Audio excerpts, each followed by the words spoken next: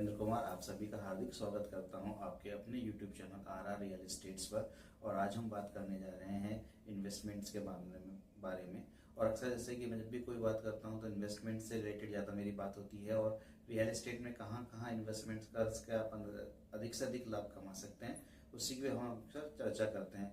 तो आज जो हम इन्वेस्टमेंट्स की बात करने के लिए आ रहे हैं तो उस पर हमारा मेन फोकस जो है, लोग बाग मुझसे पूछते हैं, बात करते हैं साथी भाई कि यार हम अभी अपना पैसे को कहाँ इन्वेस्टमेंट्स कर सकते हैं।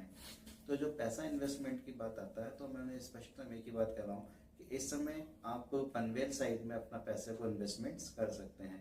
पनवेल में क्यों इन्वेस्टमेंट करना चाहिए, इसकी कुछ बातें हैं जिन पर हम आज व्यापक रूप से चर्चा करेंगे। और ज़्यादा लंबी बात नहीं करते हुए शॉर्ट में अपनी बात को मैं बताना चाहूँगा, क्योंकि पनवेल इस समय हमारे लिए बहुत बड़ा हॉट स्पॉट इसलिए बना हुआ है क्योंकि पनवेल की तरफ बहुत से हमारे डेवलपमेंट्स आ रहे हैं। और डेवलपमेंट्स के अंदर हम बात करते हैं तो सबसे पहला इंफ्रास्ट्रक्चर की बात करी जाती है, क्योंकि कोई भी अगर शहर बसता है, कोई भी बात होता है तो उसका इंफ्रास्ट्रक्चर जितना मजबूत होगा उतनी ही उसके आगे बढ़ने की संभावनाएं होती है, उतना ही बढ़िया वो हमारे को रिटर्न्स देता है। तो इस समय पनवेल का जो इंफ्रास्ट्रक्चर है उसकी सबसे बड़ी बात आती है अटल सेतु का बनना। अटल सेतु जो कि भारत की एक महत्वाकांक्षी योजनाओं में से एक था, और जिसके आने से साउथ मुंबई का सीधा कनेक्शन पनवेल से हो रहा है।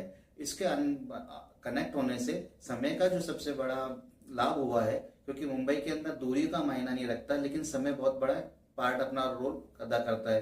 तो अब साउथ मुंबई से सीधे पनवेल आने में हमारे को लगभग 20 से 30 मिनट का समय लगता है। तो अटल सेतु के बन जाने से यहाँ की रोड कनेक्टिविटी बहुत मजबूत हुई है। साथ ही साथ अभी जितना भी डेवलपमेंट आ रहा है उसमें सबसे बड़ा पार्ट जो अदा करने जा रहा है वो आता है मुंबई का नया एयरपोर्ट का बनना। न्यू मुंबई एयरपोर्ट जो अपने आप में इस पूरे इलाके को या पूरे पनवेल को बहुत अधिक मजबूती देने के लिए जा रहा है, क्योंकि अपने आप में बहुत बड़ा एयरपोर्ट बन रहा है जिसके अंदर भारत की बहुत महत्वाकांक्षाएं उसमें जुड़ी हुई है। और देश विदेश से यहाँ पर जो यात्री भार है लगभग 90 लाख तक जाने की उम्मीद है, जिसका फर्स्ट फेज 5 अक्टूबर 2024 को माननीय श्री प्रधानमंत्री नरेंद्र मोदी जी द्वारा उद्घाटन किए जाने की संभावना व्यक्त की गई, जैसा कि भी न्यूज़पेपर से हमें प्राप्त हुआ है। और इसका पहला रनवे स्टार्ट होने के साथ ही ये अनुमान लगाया जा रहा है कि यहाँ पर लगभग हर महीने 10 लाख के करीब यात्री आएंगे। साथ ही साथ में इसके अंदर कार्गोज का भी बहुत बड़ा रोल अदा हो रहा है कि कार्गोज के लिए एक अलग स्पेस दिया गया है। तो इस तरह से ये जो नया एयरपोर्ट है ये बहुत बड़ा रोल अदा कर रहा है। तीसरी सबसे बड़ी बात आती है कि पनवेल के भी जो रोड कनेक्टिविटीज है वो सब बहुत ही मजबूत की जा रही है। जैसे अगर हम बात करते हैं तो डेडिकोड जो DFC है उसका बहुत बड़ा रोल इसमें आ रहा है। साथ ही साथ में जो Mumbai to Delhi express highway इसमें अपना बहुत बड़ा रोल अदा करने के लिए जा रहा है। कहते हैं कि दिल्ली अगर दिल है हिंदुस्तान का तो मुंबई उसकी धड़कन है। दिल और धड़कन दोनों का एक मनुष्य के शरीर में जारी रहना बहुत ज्यादा जरूरी है। तो दिल और धड़कन को एक साथ कनेक्ट करने के लिए सीधी हमारी एक्सप्रेस हाईवे को दोनों मिलाया। ये एक्सप्रेस हाईवे सीधा हमारा GNPT पे जाकर के रुकेगा, जिससे माल की आवाजाही बहुत आसान हो जाएगी और जो भी समय लगता है उसके अंदर लगभग 4 से 5 घंटे की कटौती आएगी। जैसे अगर पहले कोई सामान दिल्ली से मुंबई पहुंचाने में हमारे को 16 घंटे लग रहे थे तो वो 10-12 घंटे में ही सामान वहां पर पहुंच जाएगा। साथ ही साथ में यदि हम आगे की बात करते हैं तो रोड कनेक्टिविटीज के अंदर कोस्टल एरियाज का भी बनना बहुत ज्यादा जरूरी है, हो चुका है। तो यहाँ पर अभी बहुत से रोडों का निर्माण चल रहा है। जैसे अगर दिल्ली एक्सप्रेस हाईवे के साथ साथ एक Virar to Alibag multi corridor का भी यहाँ पर बनना जारी हो चुका है, जिसका काम भी बहुत प्रगति के साथ चल रहा है। जैसे ही दिल्ली और मुंबई अलीबाग वाला कॉरिडोर बनता है तो पनवेल से की कनेक्टिविटीज विरार से भी बहुत नजदीक आ जाएगी और अलीबाग से भी इसकी कनेक्टिविटी और नजदीक आ जाएगी। साथ ही साथ में बदलापुर एक ऐसी जगह है जो अभी काफी तेज डेवलपमेंट हो रहा है, लेकिन पनवेल से बदलापुर की कोई कनेक्टिविटी नहीं है।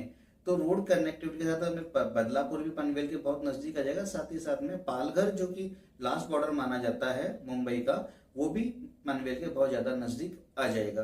तो रोड की कनेक्टिविटी से यहाँ के दामों का बढ़ना बहुत ज्यादा महत्वपूर्ण होता जा रहा है, इसलिए आप पनवेल के साइड में अपना इन्वेस्टमेंट आसानी से कर सकते हैं।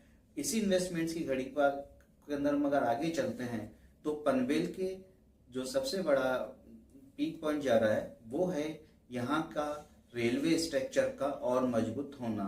पनवेल, चूंकि अब पनवेल टर्मिनस के नाम से जाना जाएगा और उसका रिनोवेशन का काम, एक उसका अपग्रेडेशन का काम बहुत युद्ध स्तर पर जारी है, जिसके अंदर अभी अगर हम बात करते हैं तो लोकल पनवेल से जो लाइनें चलती है वो भी CST थाने और के लिए लाइनें चल रही है।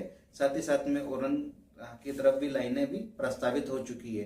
पहले चर्च गेट के लिए भी सीधी लाइन यहाँ से चला करती थी लोकल, लेकिन अपग्रेडेशन के कारण चर्च गेट वाली लाइन को भी रोक दिया गया है। भविष्य में यहाँ से जो रेलवे लाइन चलने वाली है, जिसके अंदर Panvel to Karjat, Panvel to Roha, Panvel to Kalyan, Panvel to Dahisar और पनवेल से आपका विरार तक के लिए लोकल लाइंस का एक मजबूत जाल यहाँ पर आपको मिल जाएगा। तो लोकल लाइंस बनने के कारण यहाँ पर आवाजाही बहुत ज्यादा होगी।